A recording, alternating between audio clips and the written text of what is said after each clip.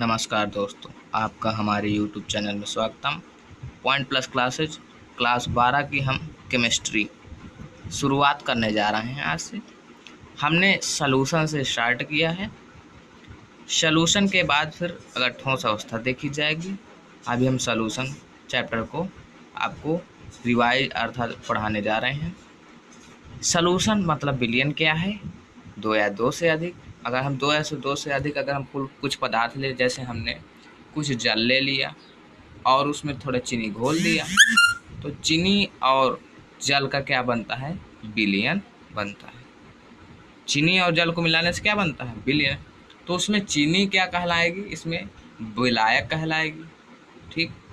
और उसे विलेय कहेंगे। जैसे 10% एल्कोहल ले लिया तो जली विलयन में एल्कोहल को हम विलेय कहेंगे और जो जल होगा उसे विलायक कहेंगे। तो अभी हमने बताया कि विलयन किसे कहते हैं? दो या दो से अधिक पदार्थों का समांगी मिश्रण होता है वो विलयन कहलाता है। अब विलयन के दो घटक होते हैं, एक जो विलयन की तरह होता है उसे विलायक कहते हैं और जो विलयन से थोड़ा हट के होता है दूसरा घटक होता है उसे विलेय कहते हैं। जैसे एग्जाम्पल नीचे लिखा है, इसे लिख लीजिएगा और सारी नोट्स बनाते जाइएगा। यह आपको परीक्षा यूपी बोर्ड की परीक्षा में बहुत ही लाभदायक होगी। अब देखते हैं विलयन के प्रकार। दोस्तों, विलयन के प्रकार क्या हैं? Types of solution. विलेय एवं विलायकों के भौतिक अवस्था के आधार पर विलयन को कुछ भागों में वितरित किया गया है, जो इस प्रकार हैं। ठोस का अगर हम द्रव में विलय मतलब ठोस ठोस जानते हैं, आपको पहले पढ़ाया गया है, छोटी कक्षाओं में पढ़े होंगे। ठोस किसे कहते हैं, द्रव किसे कहते हैं। तो ठोस, हमने एक ठोस ले लिया, मान लिया चीनी ले ली थोड़ी सी, और द्रव मतलब पानी, पानी हमने ले लिया तो चीनी और पानी को घोला तो जो उसका विलयन बनेगा तो ठोस का द्रव में विलयन कहलाएगा। द्रव का द्रव में मतलब अब इसमें थोड़ा सा पानी ले लिया तो पानी भी द्रव है, एक थोड़ा सा एल्कोहल ले लिया तो एल्कोहल भी द्रव है। तो एल्कोहल और पानी दोनों का मिश्रण क्या कहलाएगा? द्रव का द्रव में विलयन। अगला देखते हैं, द्रव का ठोस में विलयन। तो द्रव का ठोस में अब कुछ द्रव मान लिया है। द्रव क्या होता है? जल भी तो हो सकता है।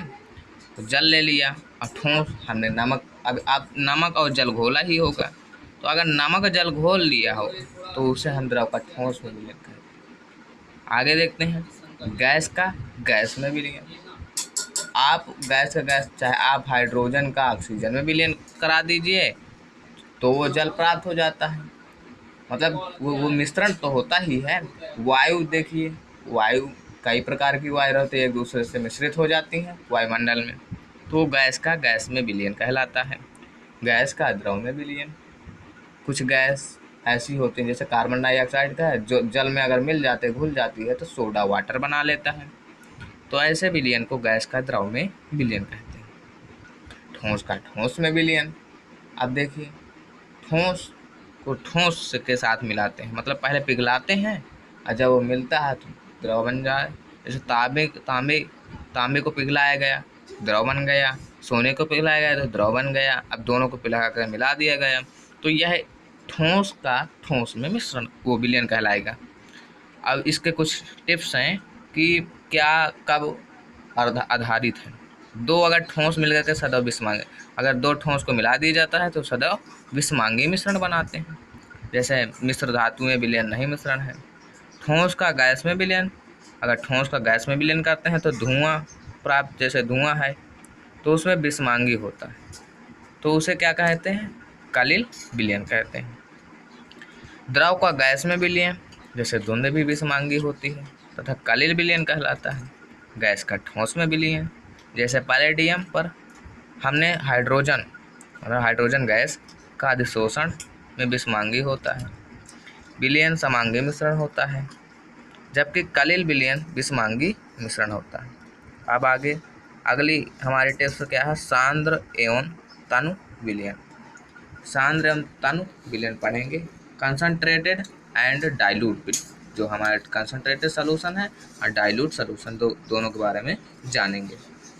देखते हैं, जिसकी अगर जैसे कोई विलयन दिया गया है उसमें विलेय की अगर सांद्रता अधिक होती है तो उसे हम क्या कहते हैं, विलेय की सांद्रता यदि अधिक होती है तो उसे हम सांद्र विलयन कहते हैं। यदि विलेय की सांद्रता कम होती है तो उसे तनु विलयन कहते हैं। अगला देखते हैं, संतृप्त विलयन क्या है।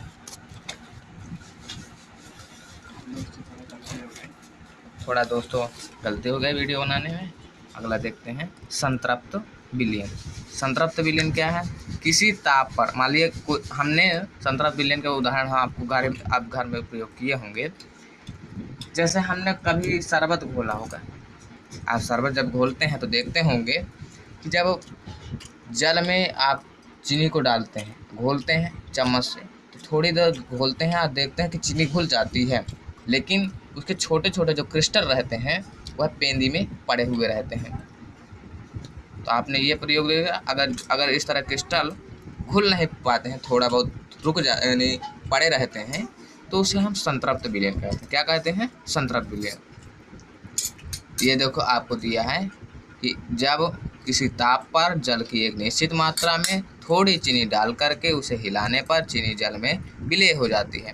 अब चीनी को हम क्या कहेंगे, विलय, क्योंकि वो घुल रही है, उसमें थोड़ी थोड़ी मात्रा में चीनी जल में डाल करके विलयन को हिलाते रहते हैं और धीरे धीरे चीनी जल में घुलती जाती है और अंत में चीनी का घुलना रुक जाता है और ठोस चीनी विलयन के नीचे पेंदी पर बैठने लगती है। इस तरह प्राप्त विलयन क्या कहलाता है, सैचुरेटेड, मतलब सैचुरेटेड सॉल्यूशन कहलाता है। प्राप्त विलयन क्या कहलाता है, संतृप्त विलयन। ये देखिए, ठोस से विलयन प्राप्त हुआ, विलयन से ठोस प्राप्त हुआ। अगला देखते हैं, विलेयता।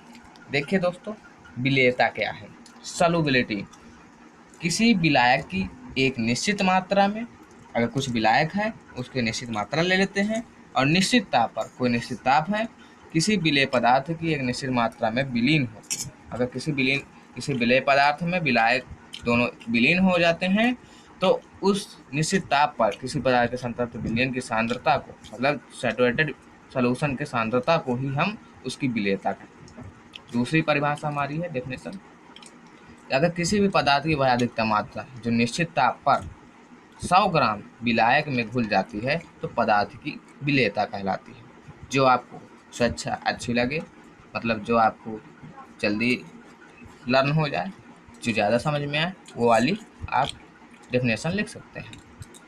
विलेयता, किसी पदार्थ की वह अधिकतम मात्रा जो निश्चित मात्रा ताप पर 100 ग्राम विलायक में घुल जाती है, पदार्थ की विलेयता कहलाती है। आगे देखते हैं, अनसंतृप्त विलयन। अनसंतृप्त विलयन क्या है, अनसैचुरेटेड सॉल्यूशन। किसी भी विलयन में विलेय की मात्रा यदि उसकी विलेयता से कम होती है तो उसे क्या कहते हैं, विलयन की अनसंतृप्त विलयन। यदि किसी ठोस की एक ताप पर विलेयता 30 ग्राम है बट वायु 10 ग्राम है तो विलायक हो, तब यदि इसी ताप पर 100 ग्राम विलायक में 28 ग्राम हो तो विलयन असंतृप्त होगा। अब अतिसंतृप्त विलयन आगे पढ़ते हैं।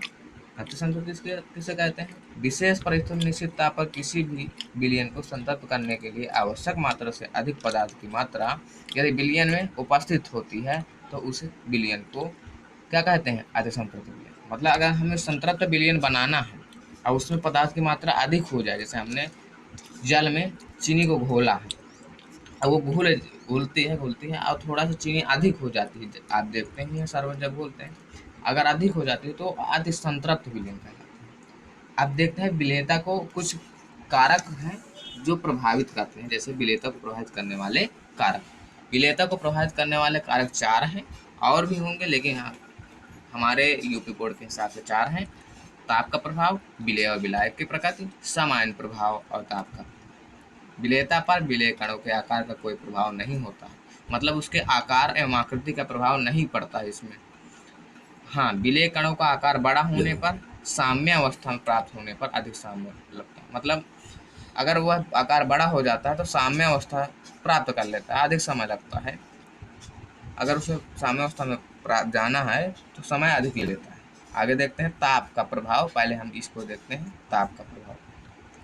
जो पदार्थ जल में घोले जाने पर ऊष्मा अवशोषित करते हैं उनकी विलेयता ताप बढ़ने के साथ लासेलिय नियम से बढ़ती है। आपने फिजिक्स में पढ़ा होगा जरूर दोस्तों फिजिक्स में आपने ये लासेटेली नियम पढ़ा होगा, या तो आप क्लास 11 की केमिस्ट्री में 4 चैप्टर में आप पढ़ा होगा, जैसे KNO3 ग्लूकोज शर्करा। दोस्तों, अगर जल में आप कुछ पदार्थ घोलते हैं, अगर वह ऊष्मा अवशोषित करता है, तो ऊष्मा अवशोषित जिस प्रकार करता है तो उनकी विलेयता ताप बढ़ने, अगर ताप बढ़ाते हैं तो उसके साथ साथ विलेयता भी बढ़ती जाती है। कुछ पदार्थ जैसे calcium citrate, calcium sulphate, calcium hydroxide आदि की विलेयता ताप बढ़ाने से घटती है। ये अपवाद है। देखिए, ये कुछ ऐसे पदार्थ हैं जिनकी विलेयता ताप बढ़ाने पर घटती है, और नहीं सभी की विलेयता ताप बढ़ाने पर बढ़ती है, क्योंकि इनके विलयन में घुलने पर ऊष्मा उत्सर्जित होती है और उसमें अवशोषित होती है। अब दोस्तों, सम आयन प्रभाव हम पार्ट 2 में पढ़ाएंगे अगले वीडियो में। थैंक्स।